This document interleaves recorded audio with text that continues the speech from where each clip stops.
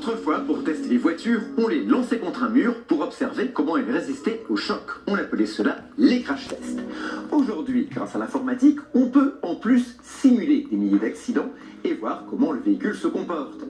Plus étonnant encore, les ingénieurs sont en train de tester en conditions réelles la sécurité des voitures autonomes, ces voitures de demain qui vous permettront de lire le journal à pleine vitesse sur l'autoroute.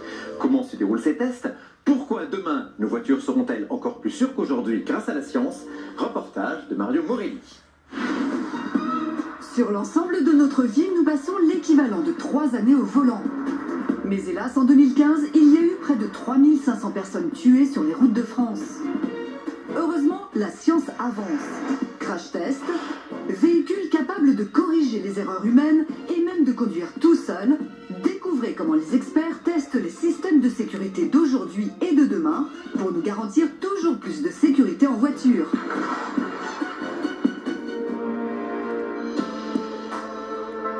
Si les premiers crash tests étaient très sommaires, aujourd'hui, lors de la conception d'un véhicule, les ingénieurs procèdent à des chocs virtuels.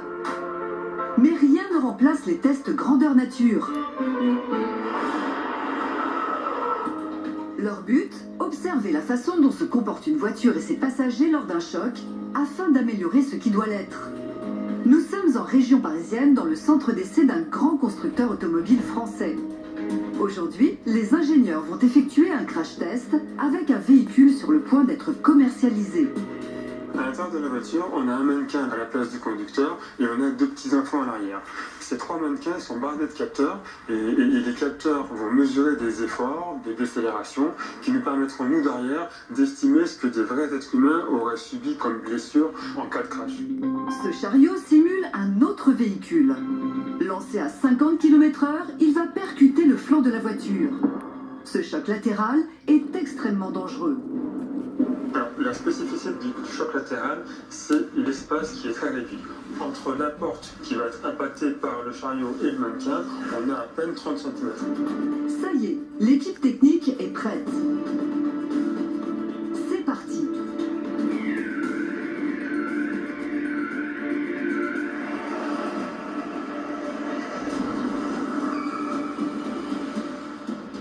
Revoyons ce choc au ralenti. Ces images sont certes impressionnantes, mais elles sont indispensables pour améliorer la sécurité des passagers. En moins de 60 millisecondes, un battement de cils, les airbags se déploient et les ceintures de sécurité se resserrent pour maintenir les corps. Un autre élément de protection joue un rôle majeur, c'est la déformation de la carrosserie. Donc, vous voyez ici sur un choc latéral, on a un mobile déformable qui rencontre une voiture qui elle-même est déformable. Ce qu'on cherche, c'est à faire en sorte que les déformations soient réparties entre les deux et à protéger les occupants à l'intérieur, c'est-à-dire à malgré tout limiter les intrusions de la façade latérale ici vers les occupants. L'énergie cinétique du chariot à pleine vitesse est en partie absorbée par la déformation des tôles. C'est le but recherché. Mais attention, les portières ne doivent pas trop se plier non plus, sous peine de blesser les occupants. Alors comment vont-ils à l'intérieur ?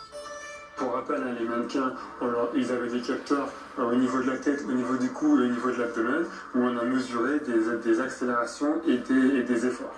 Et donc, ce qu'on a mesuré est très très bas en termes de niveau. Ça permet de garantir que les enfants qui sont sains, ils sont fous.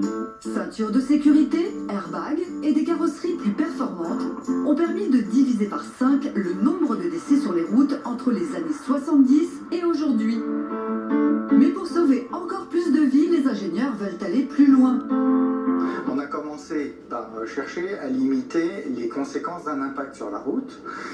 Maintenant, avec le développement de l'électronique et de la technologie des capteurs, on est en mesure de faire des progrès significatifs sur l'évitement d'accidents. Et pour cela, les ingénieurs mettent au point des voitures intelligentes capables de corriger nos erreurs de conduite grâce à des caméras. Cette caméra est capable de repérer les bords de route et de vous indiquer si oui ou non vous êtes en train de sortir de la route ou pas. Cette voiture, qui est commercialisée, peut automatiquement se remettre sur sa bonne trajectoire. Elle peut aussi freiner toute seule en cas d'obstacle. Grâce à des radars qui analysent si la voie est libre. Et voici une option très pratique qui permet aux nouvelles voitures de réaliser toutes seules les créneaux. Toutes ces innovations préfigurent la voiture du futur. Mais à votre avis, à quoi ressemblera-t-elle? Alors la voiture du futur, déjà je pense qu'elle va se conduire toute seule, je pense. Ce sera plutôt un ordinateur. Voiture, ça s'est jamais vu. Une voiture qui roule toute seule, ça servira à rien. Une voiture qui roule toute seule, j'aurais pas confiance. Oui, ça me fait un peu peur.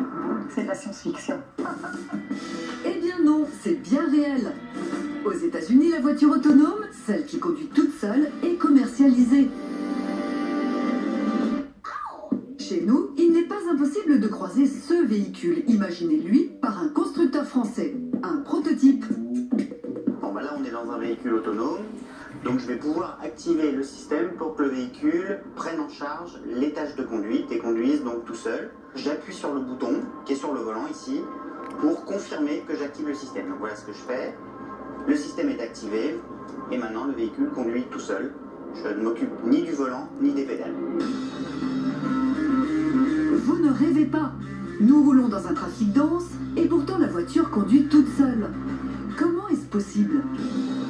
Alors tout autour du véhicule, on a ce qu'on appelle des laser scanners qui sont capables de reconstituer un environnement en 3 dimensions de tout ce qui est autour du véhicule. Par ailleurs, on a aussi des radars et une caméra qui permet de détecter notamment les marquages au sol. Des ordinateurs fusionnent les informations de tous ces capteurs, ce qui permet à la voiture de voir à 360 degrés. Le tout est couplé à des données GPS qui localisent le véhicule avec une précision de 30 cm. On voit ici qu'on a un dépassement automatique. Le véhicule a décidé de dépasser le véhicule devant nous qui était lent. Aujourd'hui en Europe, ce système expérimental n'est autorisé que sur les routes à chaussées séparées sous la vigilance d'un pilote habilité. Mais ce prototype a déjà été testé sur plus de 50 000 km. Les concepteurs font aussi appel à des tests virtuels de prise en main du véhicule. Le système te propose de passer en mode autonome, donc tu peux appuyer sur le bouton, sur le volant. Dans ce laboratoire, des ingénieurs analysent cette conduite révolutionnaire dans un simulateur numérique très réaliste. La simulation numérique nous permet de tester un très grand nombre de situations qui sont reproductibles et qui évitent de mettre les gens dans des situations de danger. Si on voulait tester, par exemple, la réaction d'une voiture autonome dans le cas d'une voiture qui freine brutalement devant nous, on ne le ferait pas, dans un premier temps, dans la vie réelle. Grâce à l'informatique, on peut très facilement simuler des millions de kilomètres de parcours en changeant différents paramètres, comme la météo par exemple. Mais au fait, quels sont les réels avantages à déléguer le pilotage à un ordinateur? Bon, l'intérêt tout d'abord, ça va être que on n'est plus obligé de conduire, donc on peut faire autre chose. Hein. On pourra à terme lire le journal, faire des SMS, passer un coup de téléphone. Ça permet aussi d'améliorer la sécurité des véhicules, hein, puisque la majorité des accidents sont liés à des erreurs humaines. Bon, dès lors qu'on a un véhicule autonome qui fonctionne parfaitement, on va éviter tous les accidents liés à ces erreurs. Cette voiture respecte à la lettre le code de la route. Elle analyse l'environnement à très haute vitesse et sans jamais se fatiguer. Avec cette technologie, le nombre de morts sur la route va encore baisser. En France, sa commercialisation est prévue d'ici 5 à 10 ans.